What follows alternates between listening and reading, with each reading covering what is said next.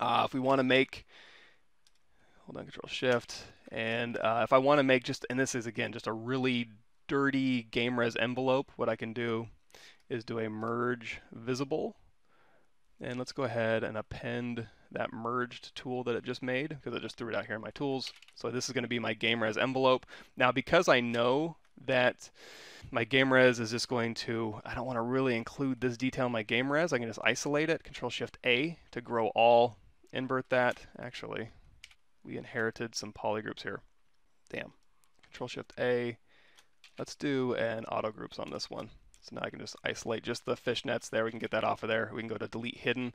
And now I can just make a game res out of these vertices that are showing. So this, again, this is going to be, I want to make an envelope for this. So if you have a lot of undercuts, this is where you can kind of go through and just throw in geometry to kind of hide those caverns that you don't want. And I'm just going to do a quick Dynamesh here, resolution at 432 or whatever gets you the loose envelope that you need. And then for my game res here, Z plugin, decimation master, preprocess current. And then we'll drop this down to like, say, 15K poly. So then this can be our game res, or 10K or 5K, whatever you want to do. And then at this point, you can use UV master.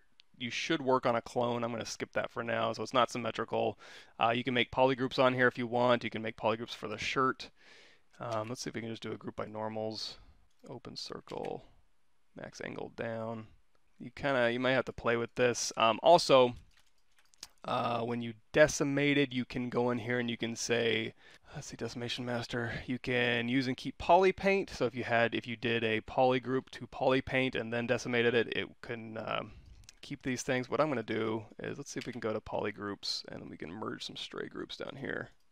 Merge similar groups, and I'm just going to isolate these and hit Control W. So on all those edge cases there, we can have poly groups here. So I don't know. It's up to you. You can do that however you'd like. You can also let ZBrush determine the seams as well. So if you're not going to use poly groups, you can just go down here to unwrap, and then I'll go ahead and unwrap it for us.